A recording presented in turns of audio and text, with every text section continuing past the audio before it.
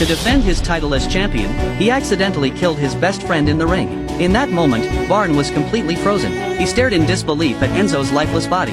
The heartbreaking screams of his wife and child from the crowd pierced through him like needles. There wasn't even a flicker of victory in him, only soul-crushing regret and unbearable guilt.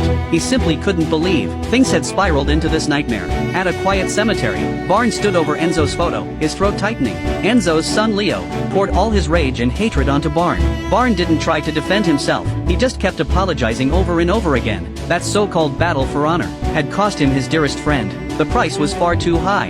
In the end, Barn took off his gloves and walked away from the ring for good. 3 years slipped by, but the nightmares never stopped. The memories stabbed at him like knives, turning him silent, broken, barely surviving with odd jobs at a quarry. He thought that life would stay this way forever, until one day he came home and saw a familiar figure sitting in his yard. It was Enzo's wife, Emma. She was here to ask for help with something life or death. 6 months ago, Leo had gone to Marseille to visit his cousin, but got dragged into drug trafficking. 3 weeks ago, Emma suddenly received a voice message from her son pleading for help. She called him right away, but his phone was already off. She went to the police, but after a full week, they still had no leads. Desperate and out of options, she turned to Barn, hoping he'd be the one to bring her son home. Barn didn't hesitate for even a second. He owed this mother and son too much. Before he left, Emma gave him the protective bracelet she had worn for years, praying it would bring him back safely. Barn took the address and made his way to the city of Marseille. It didn't take long to find the apartment. As he walked up and reached for the door, he realized it wasn't even locked. The place was completely empty, a mess of overturned furniture and chaos. It was clear something violent had happened here. He was still trying to make sense of it, when suddenly, someone crept up behind